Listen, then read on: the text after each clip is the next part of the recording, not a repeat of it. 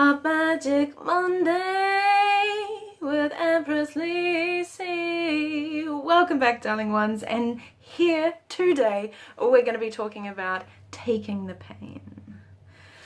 Now, I am so in love with this topic because it has probably been my biggest life challenge to actually learn how to take the pain that life gives me and transmute it into wisdom.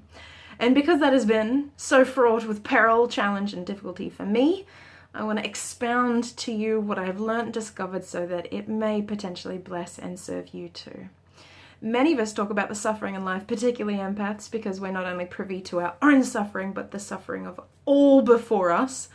So I go, this is an important class. Learning to take the pain 101 is something that is integral to our existence. Not just learning how to accept, transmute, and turn the wisdom from our own pain, but actually being able to witness and trust others around us to do the same. Many of you know that I talk about an empath really discovers their power to be a true natural healer. The moment that they recognize their own pain is being reflected back to them by everyone around them. We think it's a bit of a conspiracy initially that we're like, she suffered like me, he suffered like me, she went through the exact same thing of me. We can tend to get this kind of warped view that everyone actually suffered exactly as you did. Now that's just an initial stage. It can last 6 months or a couple of years, and then what you're going to realize is that there's all new variations, and there's kind of this spectrum or a rainbow of suffering. Yes, a rainbow of suffering. Who wants to talk about it like that? Alas, it is true. Because there really is this array. Initially, what our consciousness is going to get slammed with is the awareness of how many other people have suffered exactly the way that we have. And so that was my initial awakening, and I was 24, 25, and I saw all the ways that other people suffered exactly the way I had. Now, the more I witnessed that outside of myself, yes, we have the knee-jerk reaction of wanting to save other people from that, and yes, we experience pain in our tummy, our hearts, and potentially through our whole bodies as we're remembering what we've gone through, and we're actually, really alarmed and scared and distraught by that manifestation of pain. It's just a really good signal that we're paying attention to what we need to be paying attention to. And my favorite quote that helps and guides me every time I'm feeling pain is, "That which hurts instructs." Now, many of us have not been taught to actually be instructed by our pain. We haven't been taught to take our pain and turn it into wisdom, to cultivate a sense of truth and a whole view of what truly is, rather than buying into the ego-distorted perceptions of what something actually meant or is to us. Those perceptions are actually wounding. It's not the initial act, whether that's a car accident or whether it's someone leaving. It's never actually the event or the experience. It's the meaning that we associate to what happened that is actually where the wounding lies.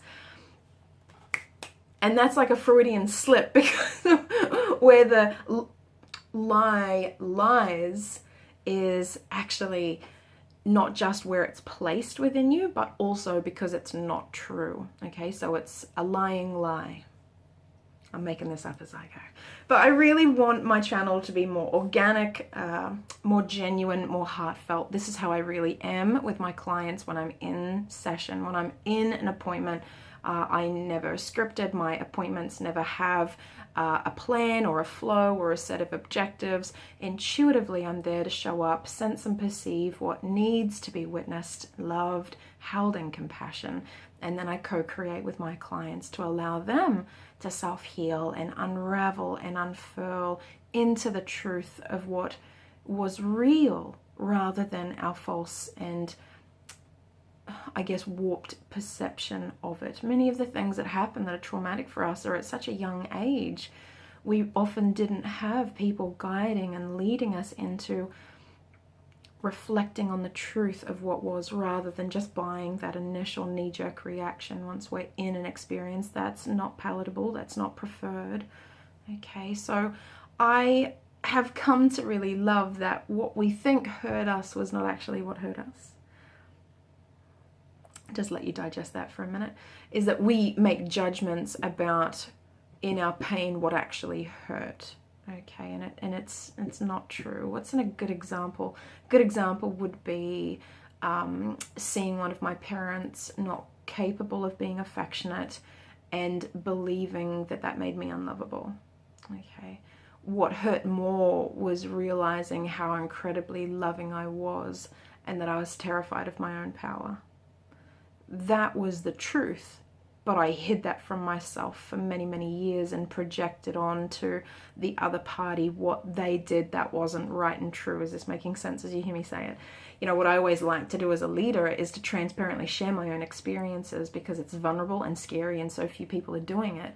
Unless other people can actually hear the tangible reality of where we received our wisdom and our knowledge, I just think memes that aren't backed up with experience and transparent storytelling just fall flat on the ground. They can't come into our bodies. They can't lift and lighten our being, because we can't respect and honor the true source of that information. So whenever I share and teach how to take pain in today's video, for example, I want to share a genuine experience of how I learned to take my own pain so I could transmute it into wisdom and power. Then once I saw, right, that it wasn't how that parent behaved, that it was actually my own fear of my own enormous amount of love and power and light that I wanted to beam into everyone in the whole world, then we're actually dealing with something different, which needs a complete different response strategy, right? Rather than blaming somebody else for not loving me back sufficiently, it's about really supporting myself to accept and own the true nature of my being and surrender to allowing it to be. Okay, and so this is where we get distracted. We don't know how to take our pain. We don't know how to see what it is that's actually hurting us. And if we can take that whole cloth of an experience and actually kind of pull away and separate down to that one strand, often it'll be a one-stranded part. And I needed to accept myself, and I wanted somebody else who I thought it was their responsibility to do that, right? I wanted her to do it for me, and she couldn't. And so I wanted to resent her and pick her apart and make out that she was deficient and unworthy and it was her fault and blah, blah, blah. You're just distracted, you know what I mean? We just get so incredibly distracted trying to prevent pain, but that's not what we're here to do. We're here to take pain. Human beings are all being exposed to waves of pain, to a beautiful rainbow full of, just feel everyone reacting to that truth. It's kind of like the most unpalatable truth in this reality. We don't want to think that there's these cascading waves of experiences that we perceive as truth. Remember, one of my favorite quotes is, when I think I'm suffering, okay, when I'm like soaking up a storm and why, it's not fair. What about me? This isn't fair. Why don't they love me? They've abandoned me here. This was like my story to the heavens, right? And whenever I'm suffering now, I go, Lysa Black, you are experiencing divine love in a way that you cannot yet perceive it.